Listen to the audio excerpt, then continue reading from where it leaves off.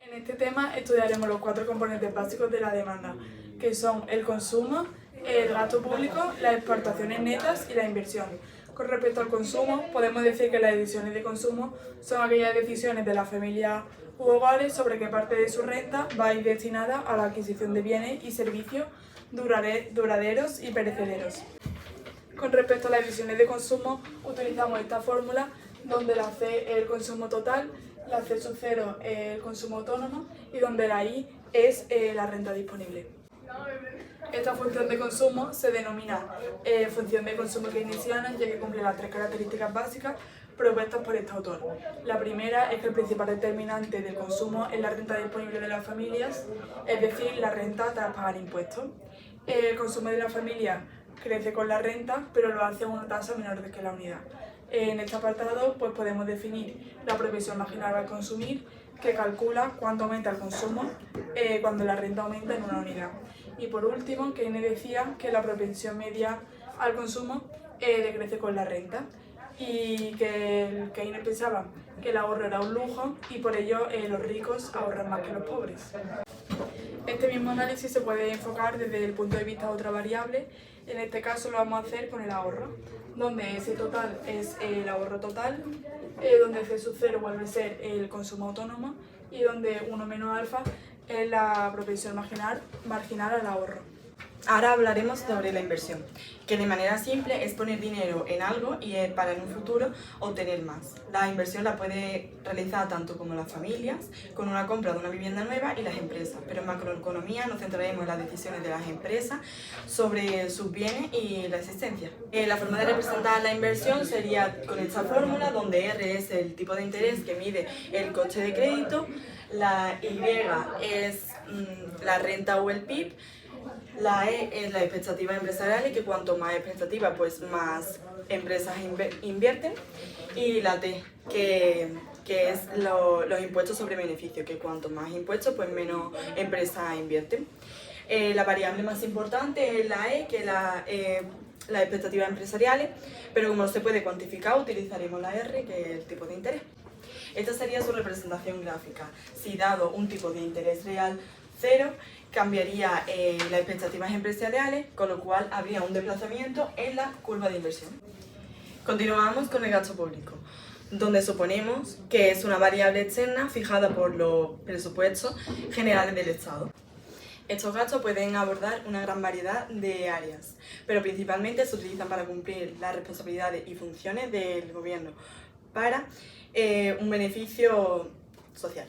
Se representa con G igual a G sub 0 y algunos de sus ejemplos más comunes son la educación, la salud, la defensa y un largo etcétera. Vale, y ahora vamos a hablar de las exportaciones netas, que son la diferencia entre las exportaciones e importaciones de nuestro país junto a los servicios. Y depende de varios factores. De la renta de nuestro país, que se escribe con una I mayúscula, la renta del exterior, que es I sub B, el precio de nuestros bienes, que se representa con una P, el precio de los bienes del exterior, que sería P sub B, y por último, el tipo de cambio. Las exportaciones netas se pueden reflejar en esta fórmula, donde X por N es igual al valor de las exportaciones netas, que sería igual a las exportaciones menos las importaciones.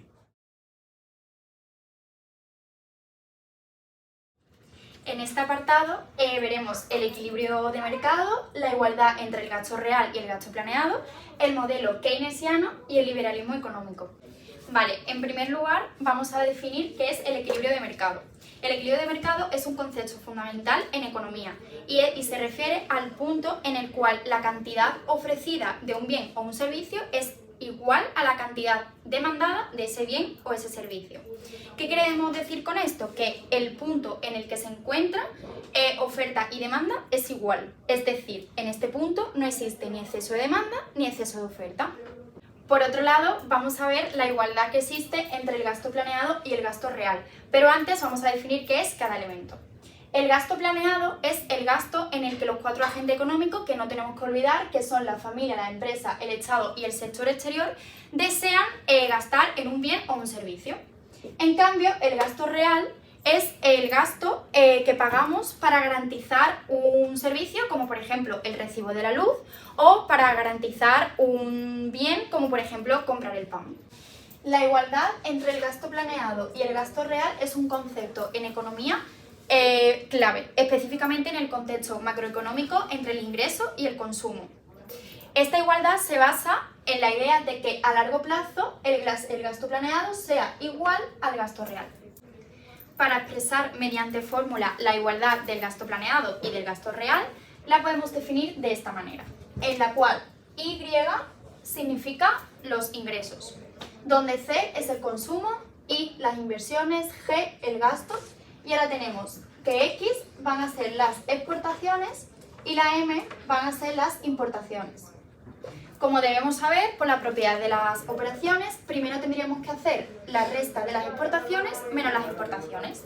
Cuando ya tengamos este resultado, que sería X, ya podemos proceder a calcular esto. Ahora vamos a proceder a la explicación del modelo keynesiano. El modelo keynesiano ha influido significativamente en la forma en la que se comprenden las variaciones económicas y la política macroeconómica. Y ahora os voy a explicar algunos ejemplos claves del modelo keynesiano. Vale, el primer ejemplo keynesiano es el desempleo por falta de demanda. La idea simple es que a veces la gente no puede encontrar trabajo porque las empresas no tienen suficiente demanda y entonces al no tener demanda no pueden contratar a más gente. ¿Cuál es la idea keynesiana? Que el gobierno aumente ese gasto para animar a las empresas y poder darle trabajo a la gente. El segundo ejemplo del modelo keynesiano es el gobierno puede ayudar en la crisis. La idea simple es que en tiempos difíciles como las recesiones, las empresas cierran, entonces la gente pierde esos puestos de trabajo. Entonces, ¿cuál es la solución keynesiana? Que el gobierno puede intervenir gastando dinero para mantener a esas empresas y que esas empresas se mantengan en funcionamiento y puedan crear empleo. En este caso puede ser como la época del COVID. Y para finalizar los modelos keynesianos, tenemos el ajuste lento en los salarios y precios. La idea simple es que no es siempre fácil para las empresas bajar los precios o ajustarlos, ya que pueden obtener pérdidas. ¿Cuál es la solución keynesiana? Que en lugar de esperar a que todo se ajuste por sí solo, el gobierno puede tomar medidas para estimular la economía. Entonces, con todos los ejemplos que he explicado, podemos resumir la teoría keynesiana en que en momentos difíciles el gobierno puede desempeñar un papel bastante importante para activar la economía, ya sea gastando más dinero o reduciendo los impuestos para aumentar la oferta y la demanda. Y por último, finalizamos este apartado con la aplicación del liberalismo económico clásico. El liberalismo económico clásico defiende la idea de que cuando al mercado se le deja solo por sí mismo, puede funcionar de manera eficiente y ser beneficioso para todos. Y os voy a explicar algunos ejemplos. Vamos a hablar del concepto de libre mercado. La idea simple del libre mercado es dejar que las empresas y las personas compitan entre sí y que el gobierno no se meta. Entonces, ¿por qué es importante el liberalismo económico? Porque con esto se cree que se ayuda a fijar los precios de manera justa y motivar a la eficiencia de todas las empresas. En segundo lugar, el concepto de la mano invisible. La idea simple es que si todos y todas las empresas buscamos nuestro propio interés, el mercado de alguna manera se va a organizar por sí mismo, por el bien de todos. Entonces, ¿por qué es importante el liberalismo? Porque sugiere que no siempre se necesita la ayuda del gobierno para poder regularlo todo. Es decir, que el mercado se puede regular y se pueden controlar por sí mismo. Y por último, en el concepto de la economía imperfecta, la idea simple es que cuando muchas empresas compiten entre sí mismas, los precios tienden a ser más justos y hay más calidad. ¿Por qué es importante el liberalismo aquí? Porque la competencia perfecta se considera buena para los consumidores y la economía en general. Hola, muy buenas. Os voy a explicar ahora la igualdad entre inversión y ahorro. En este caso, estamos hablando sobre cómo funcionan los impuestos fijos y el equilibrio económico. Desde la perspectiva del ahorro nacional, es mejor entender el papel de las existencias en el equilibrio que desde el gasto. La demanda se refiere a la inversión dividida, en planeada y no planeada. En planeada, cuando las empresas buscan alcanzar un nivel específico de capital, y no planeada debido a cambios en las existencias. En la oferta está relacionada con el ahorro. La diferencia entre los ingresos y gastos de las familias y el Estado. La inversión no planeada envía señales a las empresas para ajustar la producción. Si es mayor que cero, acumulan existencias y disminuyen la producción. Y si es igual a 0, ajustan sus existencias y aumentan la producción. Bueno, continuamos con la aplicación. Ahora os voy a explicar la función de ahorro clásica. En términos simples, según Keynes, la cantidad que la gente y la economía ahorran aumenta a medida que sus ingresos crecen. Aquí os voy a explicar un poco la gráfica en sí, en el que la F determina la palabra ahorro y la I los ingresos. A medida de que los ingresos aumentan, como dice Keynes, los ahorros también hacen que aumenten, por lo cual tenemos un aumento de ahorros según los ingresos que aportamos. Dentro de esto tenemos estas fórmulas, en el que justamente la gráfica, como veis una línea perpendicular hacia arriba, significa la S que determina lo del ahorro, que es la función. Y después aquí es lo que acabo de decir, en el que según se complementan tanto el ahorro con la inversión, siempre que sea mayor que 0. Bueno, ahora os voy a explicar la igualdad entre ahorro e inversión en el caso clásico. Antes os voy a explicar los elementos de la gráfica, en el que está R como la tasa de interés, S el ahorro y I inversión, que compone la función de tasa de interés. Vale.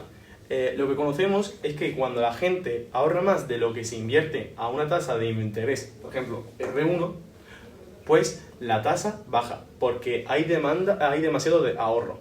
Esto hace que la inversión aumente y el ahorro disminuya. Hace que se equilibren en una tasa de R0, en la que la oferta y la demanda de ahorro son iguales. Es decir, aquí tenemos la R0, en el que hemos dicho dónde está el punto de equilibrio. Ok, según Keynes, actualmente hay dos situaciones claras. Primero, siempre hay una diferencia entre el dinero que la gente guarda y el que invierte, lo que causa grandes problemas económicos. Para equilibrar esto, se sugiere impulsar la inversión cambiando la tasa de interés. Bueno, ahora voy a explicar el multiplicador del mercado de bienes. Esto indica cómo la renta de equilibrio reacciona ante cambios en variables clave, como el consumo, el gasto público, la inversión, las exportaciones netas y los impuestos. Imagínate, por algún caso, que mejoran las expectativas empresariales. Esto afectaría a la función de inversión, aumentando la cantidad invertida a un determinado tipo de interés. En resumen, el multiplicador destaca cómo estos cambios impactan en la economía. Por eso tenemos aquí la fórmula en la que explicamos la inversión 1, de dónde sale, en la que se puede ver que sale de la inversión anterior más la inversión no planeada. Bueno, por último, en resumen, los cambios en variables externas como impuestos y expectativas presenciales afectan a la función de inversión. Por lo que vemos aquí en esta gráfica, con los elementos anteriormente explicados, como es la tasa de interés, la inversión que viene formada por la función de tasa de interés y la inversión. Esto supone que en la inversión anterior con la futura viene compactada de la inversión no planeada, por lo que al aumentar el tipo de inversión también aumenta la tasa de interés, lo que nos forma otra nueva función. De aquí este aumento en la inversión conlleva un aumento en el gasto planeado, provocando cambios en la renta. Y ahora vamos a hablar sobre la curva IS. La curva IS representa todas las combinaciones de ingresos y tasas de interés que equilibran el mercado de bienes y servicios, y su fórmula básica sería I es igual a C por I menos T más I por R más G, donde I sería el ingreso producción, donde tenemos que la C es el consumo, la T son los impuestos, donde la I son la inversión, la R la tasa de interés y por último tenemos que la G, que sería el gasto público. Por otro lugar, hablaremos de la curva LM, que representa todas las combinaciones de ingresos y tasas de interés que equilibran el mercado de dinero. La fórmula básica es esta, donde M es la cantidad de dinero, P es el nivel de precios, L es la demanda de dinero, R la tasa de interés y la Y es el ingreso o producción. Ahora hablaremos del equilibrio en el mercado, que en la economía ocurre cuando ambas curvas se intersectan entre sí. En equilibrio, la producción es igual a la demanda agregada y la cantidad de dinero es igual a la oferta de dinero. Estas ecuaciones se utilizan para analizar el impacto de cambios en las variables como el gasto público, impuestos, inversión y tasa de interés de equilibrio de la economía. Es importante señalar que el modelo ISLM es una simplificación y tiene limitaciones, pero ha sido útil para entender la dinámica macroeconómica en cierto contexto.